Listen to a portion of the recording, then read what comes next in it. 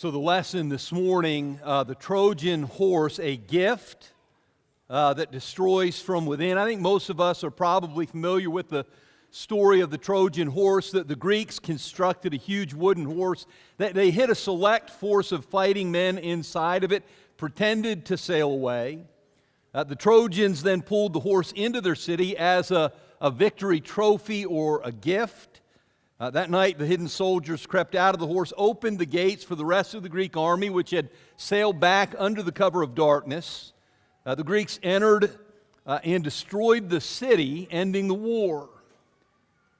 Metaphorically, that idea of a Trojan horse, it's come to be understood as any trick or strategy that causes a target to invite the adversary inside of a protected place. You have protection. It's not overpowered. The enemy doesn't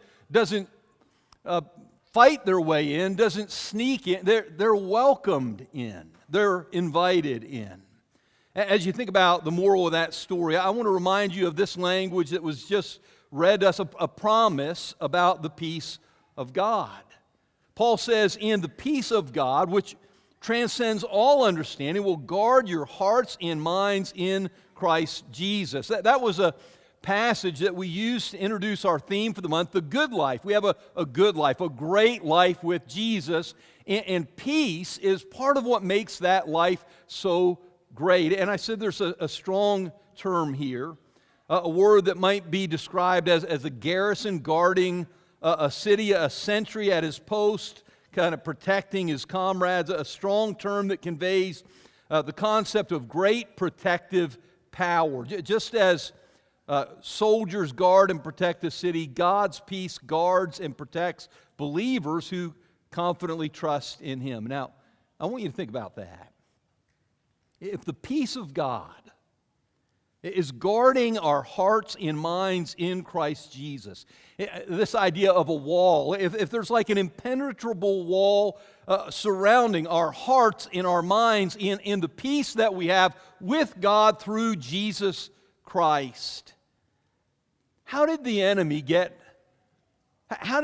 breach those defenses? How did they get in and destroy that peace?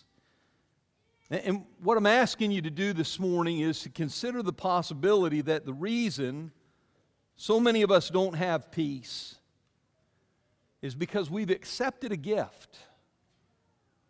We accepted it willingly, eagerly, and that gift is destroying us from within.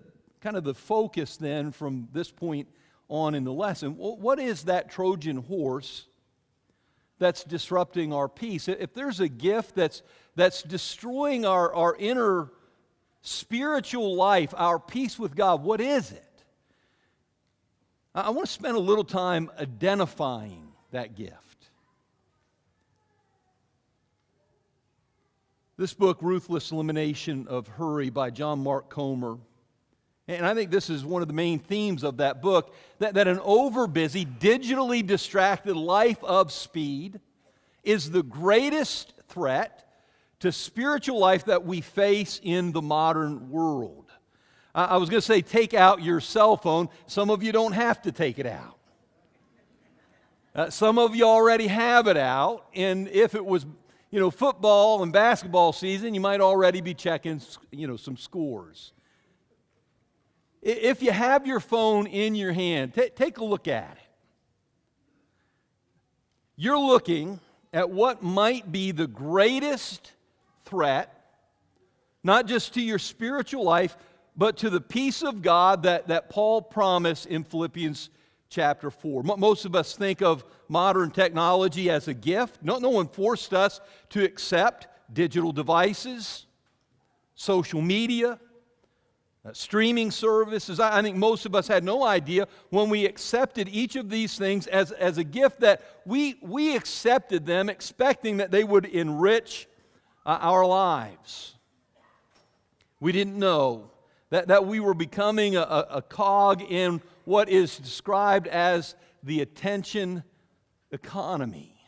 There's big business. There's millions and billions of dollars that are being made if they can get your attention.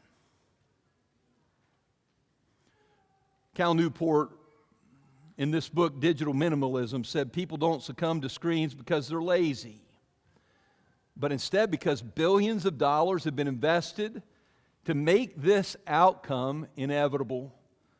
We seem to have stumbled backward into a digital life we didn't sign up for. He said it's probably more accurate to say that we were pushed into it by the high-end device companies and attention economy conglomerates who discovered there are vast fortunes to be made in a culture dominated by gadgets and apps.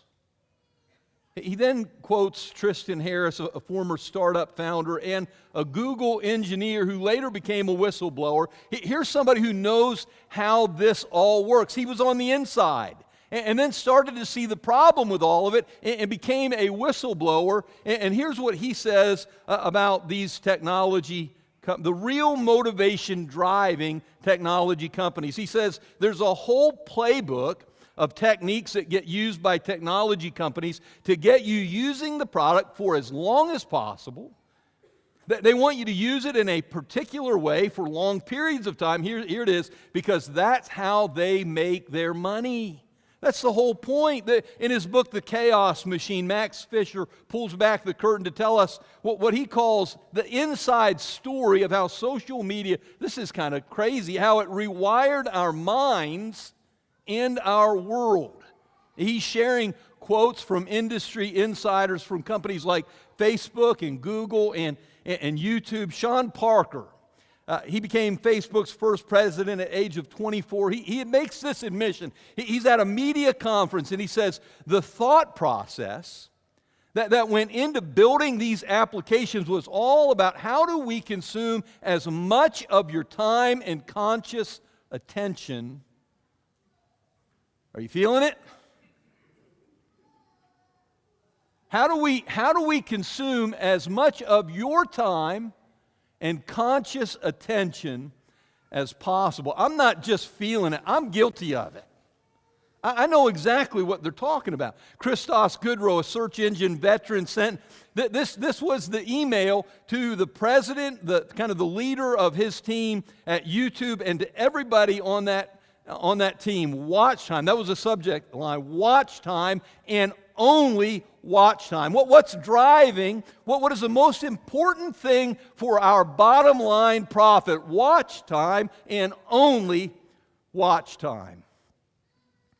He argued our job was to keep people engaged and hanging out with us. More watch time begets more advertising, which incentivizes more content creators, which draws more viewership. Finally, another tech insider said YouTube existed to convert eyeballs into money. Back to Cal Newport's book, I spent a lot of time reading this book the last week or two. We eagerly signed up for what Silicon Valley was selling, but soon realized in doing so we were accidentally degrading our humanity. I think at the same time we are destroying our sense of peace. And that's what leads to the next point. I'm calling this a gift. It's the gift almost all of us have accepted, whether we're talking about the digital devices, the streaming services, the social media platforms. We've all accepted it. What's it doing to us? We need to start understanding the danger. The first thing that this gift does is it causes guilt and it causes shame. Newport has this thoughtful, disturbing observation about the gift of online content. He says, in an open marketplace of attention, darker emotions attract more eyeballs than positive and constructive thoughts. For heavy internet users, repeated interaction with this darkness can become a source of draining negativity, a steep price that many don't even realize they're paying to support their compulsive connectivity. There are, folks, when he talks about repeated interaction with with darkness. I know that there are some people that aren't affected by this, but there are so many who are. What he's saying, and we're going to see this later as we continue the lesson this morning, so many of the more positive aspects of what is shared online, those things get ignored. It's the darkness, for whatever reason, it's the darker aspects that draw and keep our attention. And I don't think there's anything darker than internet pornography. In what I'm describing now is a very carefully worded search. I came up with this title. The article's by Janet Linder, Internet Pornography Statistics. It came out April 29th, 2025, so these statistics are relatively, updated. It includes this subtitle: Internet Pornography Dominates Digital Space, Exposing Youth, Impacting Health Globally. Here are some of the statistics. Pornographic content accounts for approximately 30% of all data transferred over the internet. 4.2 million sites devoted to that content. Approximately 28,000 porn-related searches are made every second. 1 million a day on Google alone. The global online pornography industry generates an estimated revenue of $97 billion annually. The average age, this is shocking, the average age at which young people first access pornography is around 11. Some regions reported that exposure begins as early as 8. And nearly 70% of that content watched by teenagers is accessed through mobile devices. You won't be surprised that a very large percentage, over 70%, who regularly view pornographic content report feeling guilty. Modern technology makes it easy to access. It's affordable, anonymous, accessible. You don't have to go and face someone and purchase it. That habit produces guilt and shame, emotion. You understand? You're exposed to it. Some of these people accidentally, they're not looking for it, they stumble onto it. I'm talking about children. I'm talking about young people who have these digital devices that are not supervised. They discover it at 8 years old, 11 years old. There are some people, they have no idea until they gamble the first time or drink the first time or try drugs the first time. They have no idea until they stumble onto pornography for the first time what a battle it will be for them the rest of their lives. This ongoing cycle of exposure to darkness, guilt, and shame that destroys peace. It is a gift that destroys from within. It incites jealousy and envy. I mean, who could argue that it has that impact on almost all of the users? A book entitled Garden City, John Mark Comer says, envy is when you covet another person's story. What greed is to money, envy is to life as a whole. It's when you look at a coworker, a sibling, a friend from college, a celebrity, and think, I want that life. That's why envy sucks the joy right out of life. Because rather than enjoying who you are and what you do and the life that's spread out in front of you, you covet somebody else's story. He went on to explain, and thanks to social media, we now have a new way to torment each other. Image crafting makes us look way more successful than we actually are. We curate the best parts of our lives and hide everything else under the rug. I think it'd be hard to deny that people use social media almost as a highlight reel. They share their best moments. Some might even be, slightly exaggerated, which by comparison makes our lives seem so much less successful, meaningful, rewarding. The tendency is to compare our best moments to everyone else's, and that naturally incites envy and jealousy, negative emotions that clearly impact our peace. This gift intentionally provokes outrage and conflict. You know, all of the reading, I've done a lot of reading in preparation for this morning's lesson. None of this is happening by accident. It's baked into how these systems were designed to work. In his book, The Chaos Machine, Max Fisher claimed that Facebook systems were designed in a way that delivers users more and more divisive content, listen, in an effort to gain user attention and increase time on the platform. He quoted James Williams, a Google engineer since 2005, as saying, "We enjoy being outraged. We respond to it as a reward." Now, I don't know why that's true. But there's something about people that are using these social media platforms, and trust me, they have measured and researched all of this. They know what will keep you there the longest, and they say this is what does it. For whatever reason, we respond to outrage.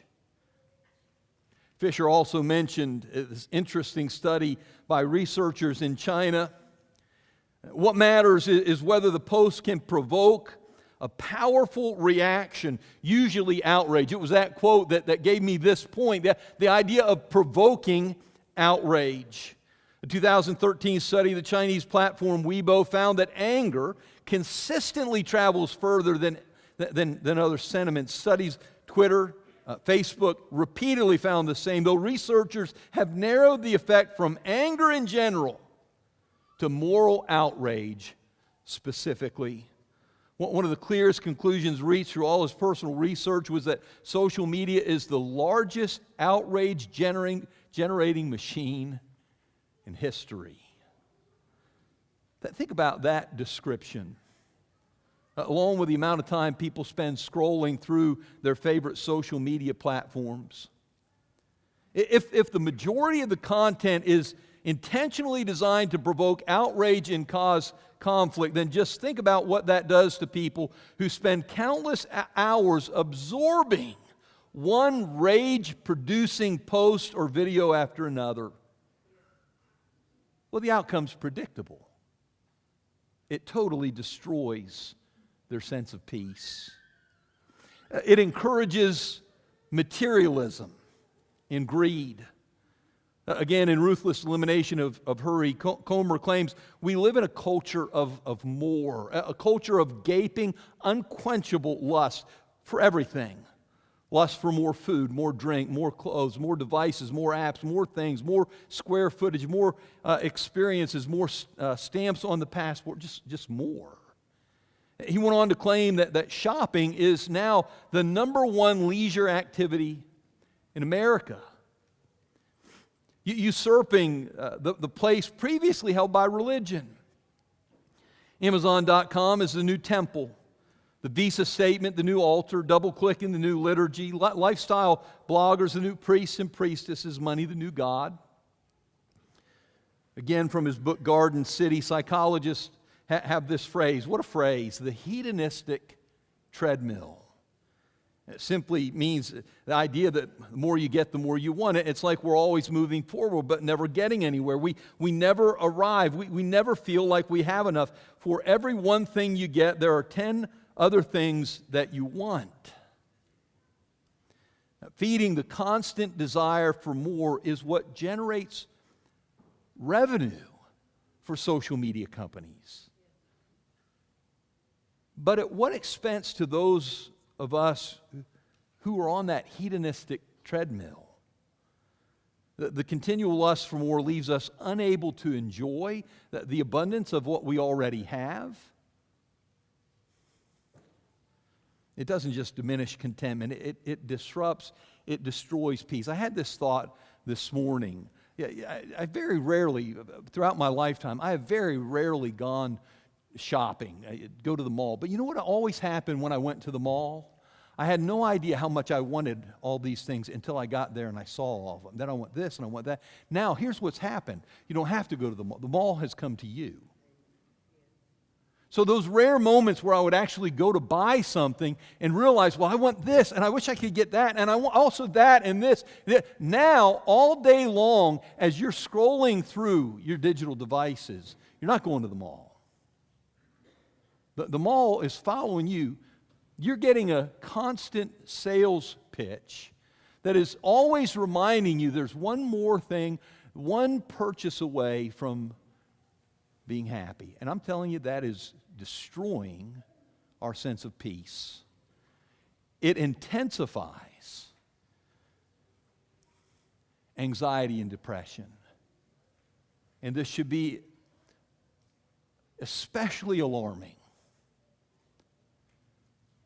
to parents of young teenagers and young adults. In her book, Irreversible Damage, Abigail Schreier reported between 2009 2017 that the number of high schoolers who contemplated suicide increased 25%. The number of teens diagnosed with clinical depression grew 37% between 2005 2014, and the worst hit experiencing depression at a rate 3 times that of boys, teenage girls. The challenge to live up to the standards that they're constantly exposed to these standards, and they don't feel good about themselves because they don't measure up. You know, when I was a kid, there were bullies, but when I got home, they couldn't get to me. Now the bully follows you. We're being bullied by these devices and by unrealistic, unachievable standards. It's hurting our children.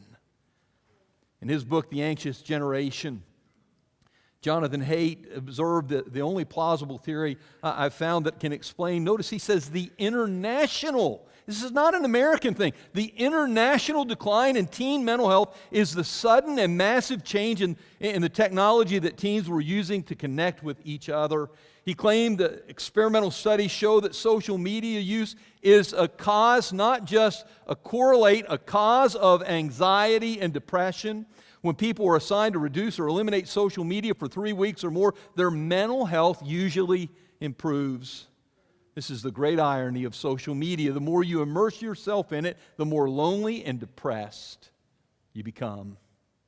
His personal research into rising mental health crisis among teenagers revealed that the heaviest users were also the most depressed, with those who spent more time in face-to-face activities such as sports teams and religious communities. Well, they were the healthiest. And then he left readers to wrestle with this challenging question. As evidence mounts that phone-based childhood is making children mentally unhealthy, socially isolated, and deeply unhappy, are we okay? Are we okay with that trade-off? None of us should be okay with what social media is doing to our children's mental health. Nor should we accept the damage it's doing to their spiritual health. I'm saying this morning, it has proven that they've studied this. It's proven to intensify anxiety and depression to such a dangerous degree that it's caused a dramatic increase in both self-harm and suicidal behaviors. It's just one reason I'm describing digital technology and social media as a gift that destroys from within. It's done untold damage to an entire generation of young people. So what do we do?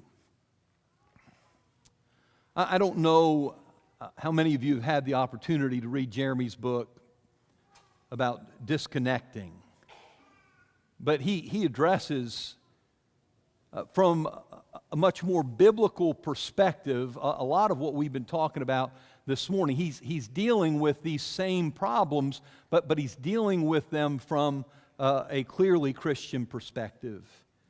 Here are some of the things that Jeremy has shared in that book. He said, when we talk about fasting, we usually think in terms of food, It can be good for us to fast from other things too. In fact, if something's becoming a hindrance, it's probably a good idea to step away from for some time. And then he challenges us to pick one area you most need to step away from. Is it Instagram, Pinterest, YouTube, video games?